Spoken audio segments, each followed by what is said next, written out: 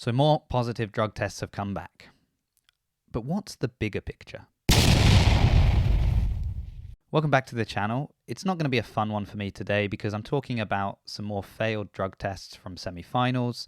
I really want to look at the fallout of all of this, the kind of bigger picture, that it's not just an athlete missing out on going to the games, but the effect it's having on the community and the variety of reactions we're seeing from people around this, and what it means to the people that have been sitting just below these people that have tested positive, both individuals and teams. Now, if you've seen any of my videos, you know that my whole plan is to just give you the facts or just to ask additional questions and to really take away my personal feelings from this. So I want to be as unbiased as I can and just report what's happening and the effect it's having. And perhaps towards the end, you'll see why with this situation, it's particularly difficult for me to do that, but I'm going to try my best. So if you like what I'm doing, then please don't forget to subscribe to the channel, share it around, and help the channel grow. So as of recording this, we've heard of 2 more athletes testing positive from semi-finals. We have Nicolas Joel from the Atlas Games and Mike Catris, who was on Team Aylesbury at Strength in Depth. So these are 2 very different situations that have had 2 different reactions around them. But the biggest problem I see is the fact that we only know about this because they've posted it on their Instagrams.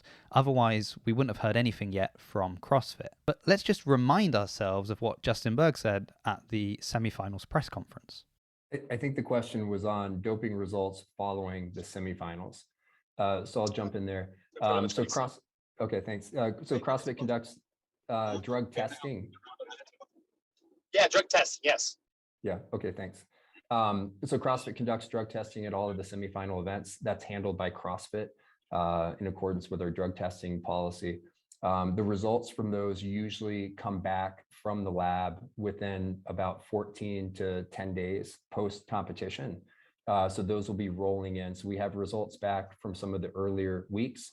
There are athletes who have either adverse findings or findings that require additional testing. And the way that we communicate that is we will afford them the opportunity to be informed. In other cases, we allow them to have their B sample tested, and then we will share those results once the B sample either confirms the result from the initial.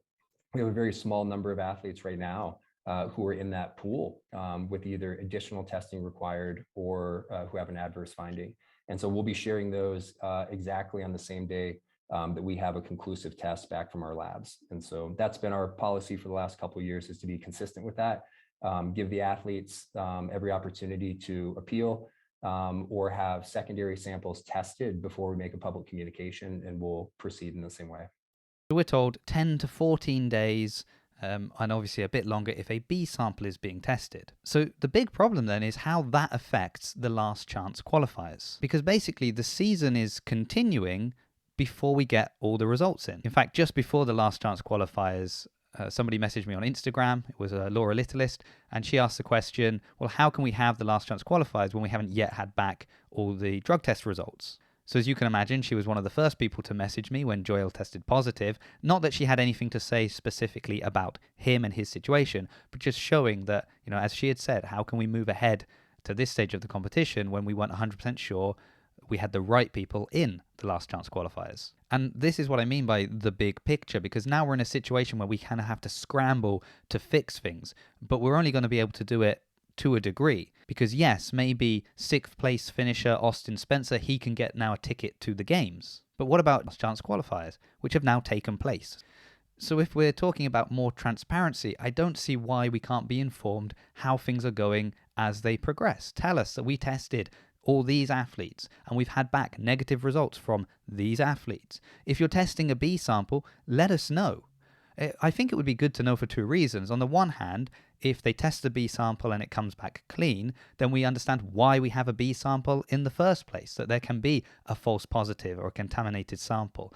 So that helps us to understand if somebody's challenging a result that actually, yes, sometimes there can be a mistake. But at the same time, if I was an athlete that had qualified for the last chance qualifiers and I could see that you were retesting a sample of somebody who was sitting ahead of me, well, maybe then I might have an issue with doing the last chance qualifiers when potentially I already earned my spot to the games. And it's understandable that maybe CrossFit don't want to go down that route. Perhaps that's too much information that they're trying to give on what's happening with the drug testing behind the scenes. But if that's the case, then do we need to make some adjustments with the last chance qualifiers? Is it too close to the end of the semi-finals, particularly that fourth week?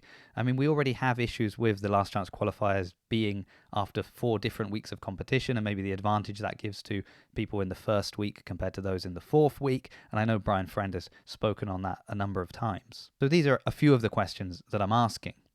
But another really interesting thing has been the community's reaction. I found it quite fascinating to watch because we're seeing 2 very different reactions, particularly in Joel's case. And what's interesting is as soon as one side reacts, well, it seems like the other side pushes back a little bit harder, and we start to see this level of escalation within the comment section. So Joel, to his credit, has admitted that he knowingly took PEDs. And in this situation, that's absolutely the right thing to do, isn't it? It was wrong to take them in the first place, but now that he's been exposed, he puts his hand up and he admits, yes, I did it, I knowingly did it, and he's even been on things like the Savant podcast to explain exactly why he did it. But what's interesting is it seems that the CrossFit community is just so tired of hearing people's excuses, contaminated supplements, and things like that, that when someone is actually honest about it, they are being praised for that honesty. And on the one hand, that's good. You know, it's good that he was honest, he's admitted it. There are, of course, people pointing out that he has only admitted it after the fact, after he got caught. He didn't admit it when he got his ticket to the games and he saw that Spencer didn't. He didn't admit it when he saw the last chance qualifier workouts come out and maybe think, poor Spencer, he's going to have to take those on. He didn't admit it when he saw that he didn't punch his ticket through the last chance qualifiers and maybe felt guilty about having the ticket that he deserved. And is it at times that people are pointing out these points because other people are praising him so highly for admitting it? So it's a tricky one to navigate because obviously he cannot go back and undo what he's done, and he is doing his best in the situation he finds himself in. On the other hand, people do feel very passionately about this. And towards the end of the video, I might just mention a few other factors that we could consider as to why people are taking this so personally or why they feel so strongly about it. But talking about the fighting in the comments, another kind of fallout of all of this is, of course, it gives people an excuse to once again start calling out other athletes. Basically, anyone that was able to beat Joel, they must also be on PEDs. So you can imagine that Pat Vellner's DMs are probably not the funnest place to be at the moment. But it is interesting because if we think we don't have a drug problem within CrossFit, I'm curious as to why the community is reacting in such a way, because they are clearly so tired of hearing these excuses that honesty is really refreshing to them. And I kind of feel like that can only happen because we're tired because of how often we've heard these excuses in the past.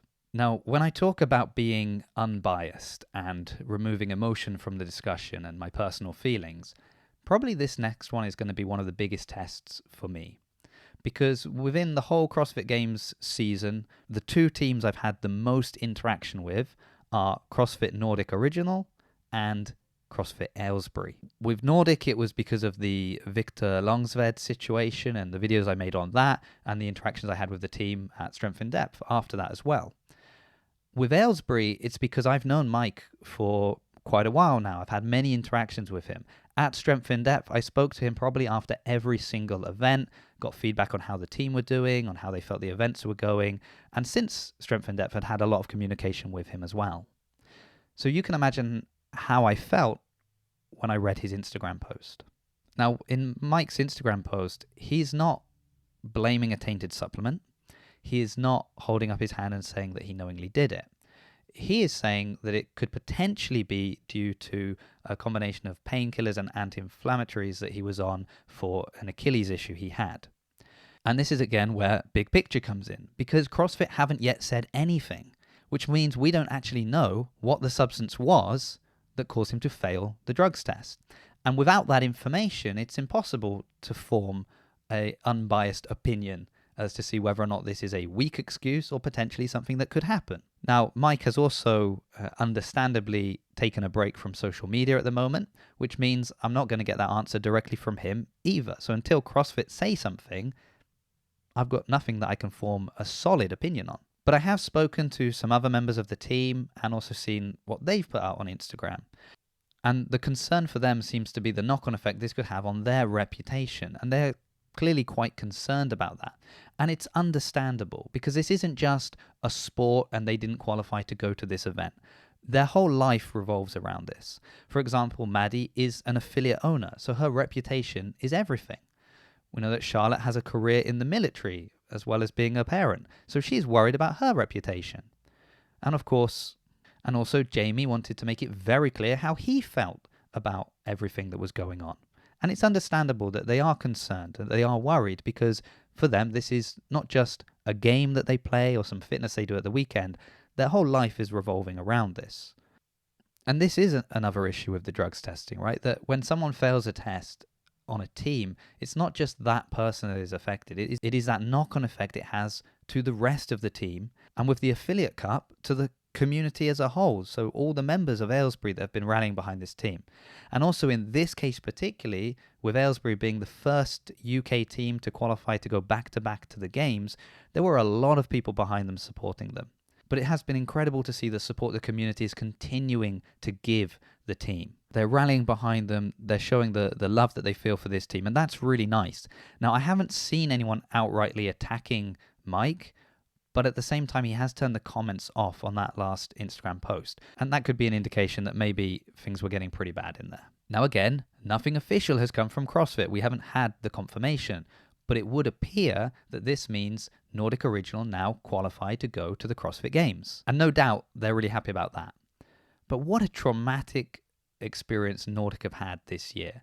First with the eligibility questions and whether or not they could even compete, having to sub out Victor Longsved at the end and bring someone in kind of last minute for strength in depth.